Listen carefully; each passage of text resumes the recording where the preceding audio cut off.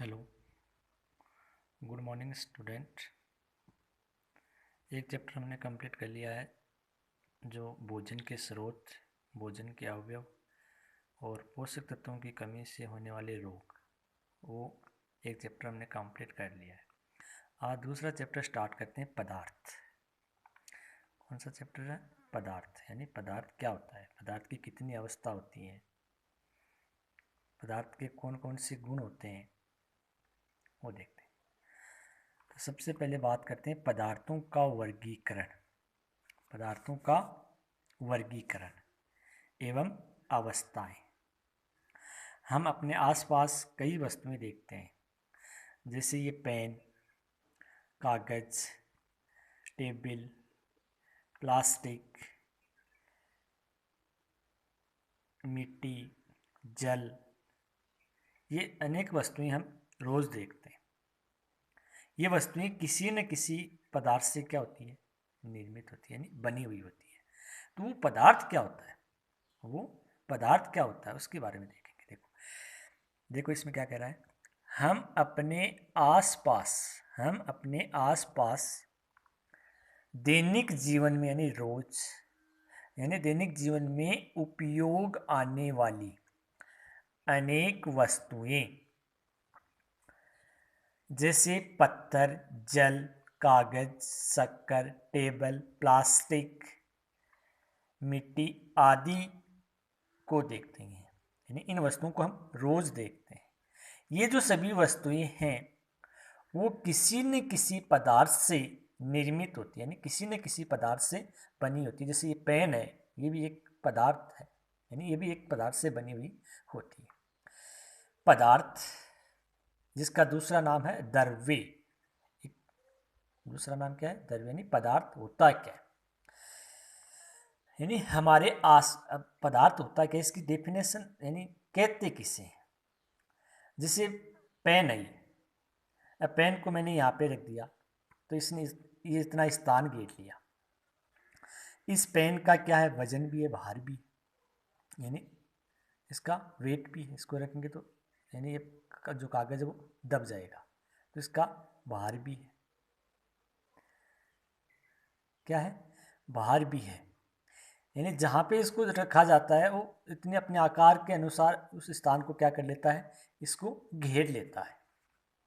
तो कहने का मतलब इसकी जो परिभाषा होगी वो क्या होगी कि हमारे आसपास पाई जाने वाली अनेक वस्तुएं जो हमने पढ़ी थी, पत्थर, जल, कागज, शक्कर, टेबल, ये वस्तुएं जो स्थान घेरती हैं, क्या करती हैं, स्थान घेरती हैं, और जिसमें भार होता है, भार का मतलब वजन होता है, एवं जिसे पांचों ज्ञानेंद्रियों के द्वारा हमारे शरीर में पाए जाने वाली पांच ज्ञानेंद्रियां, आँख, नाक, कान, जीभ और त्वचा। आँख, कान, नाक और आँख, कान, नाक, जीभ और त्वचा, ये जो पांचों ज्ञानेंद्रियां उनके द्वारा महसूस किया जाता है, उन्हें क्या कहते हैं, पदार्थ या द्रव्य कहते हैं। उन्हें क्या कहते हैं, पदार्थ या द्रव्य। एक बार फिर से रिपीट कर रहा हूँ कि अपने आसपास पाए जाने वाली जो वस्तुएं जो स्थान घेरती हैं, जिनका भार होता है और उन्हें पांचों ज्ञानेंद्रियों के द्वारा महसूस किया जा सकता है, उन्हें क्या कहते हैं, पदार्थ या द्रव्य कहते हैं। अब देखो पदार्थ या द्रव्य के गुण, यानी इनकी क्या विशेषता होती है। पहली है, द्रव्य के कणों के मध्य, यानी कि जो द्रव्य के जो कण है, पदार्थ के जो कण है, उनके मध्य क्या पाया जाता है, रिक्त स्थान होता है, खाली जगह होती है। दूसरा है कि द्रव्य के कण निरंतर गतिशील रहते हैं। द्रव्य के जो कण है वो लगातार गतिशील होते हैं, गति करते हैं। तीसरा है, द्रव्य के कण एक दूसरे को आकर्षित करते हैं, यानी एक दूसरे से क्या रहते हैं, चिपके हुए रहते हैं। द्रव्य के जो कण है वो एक दूसरे को आकर्षित करते हैं। तो ये तीन जो है वो क्या है, पदार्थ यानी द्रव्य के गुण। तो ये तो हो गया पदार्थ होता क्या, नहीं कि पदार्थ कहते किसे हैं, पदार्थ के गुण कौन से हैं। अब आगे देखो पदार्थों का वर्गीकरण, कि पदार्थों को किस प्रकार उनको वर्गीकृत कर सकते हैं। इसके लिए क्या करते हैं हम, एक कटोरी लेते हैं, ये देखो कटोरी है, और इस कटोरी में मैंने क्या ले ली, बर्फ ले ली। बर्फ है वो किस अवस्था में है, ठोस अवस्था में है।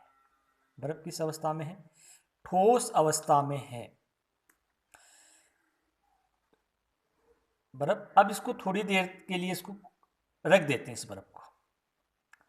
तो थोड़ी देर बाद देखते हैं तो ये बर्फ क्या हो जाती है, पिघल जाती है, और पिघल कर किस में परिवर्तित हो जाती है, जल में परिवर्तित होगी। किस में परिवर्तित होगी, जल में परिवर्तित होगी। तो जल कौन सी अवस्था में आ गया, द्रव यानी लिक्विड अवस्था में। कौन सी अवस्था में आ गया, लिक्विड अवस्था में। उसके बाद में आगे अगर इसी जल को, अगर इसको हम गर्म करें, इसी जल को हम गर्म करें, एक बर्नर लिया और बर्नर के ऊपर इस कटोरी को रख दिया, और अब इसको जैसे गर्म करते हैं, तो गर्म करेंगे तो जल है जो भाप बन के वाष्प में परिवर्तित हो जाता है।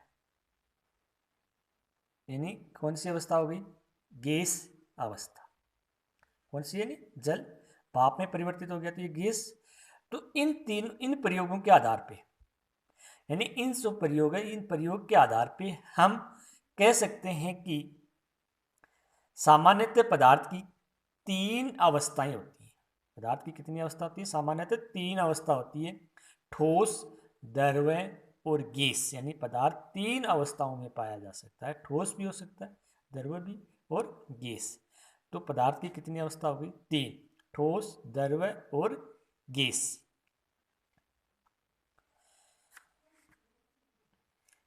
पदार्थ को भौतिक संरचना के आधार पर, यानी कि जो भौतिक जो संरचना उसके आधार पे, ठोस, द्रव्य, गैस, पदार्थ को भौतिक संरचना के आधार पे ठोस, द्रव्य, गैस और प्लाज्मा में वर्गीकृत कर सकते हैं। प्लाज्मा है और एक और भी है BEC, जिसके ऊपर अभी सर्च हो रहा है, और BEC जिसका पूरा नाम है बोस आइंस्टाइन कंडेंसेट, वो भी है।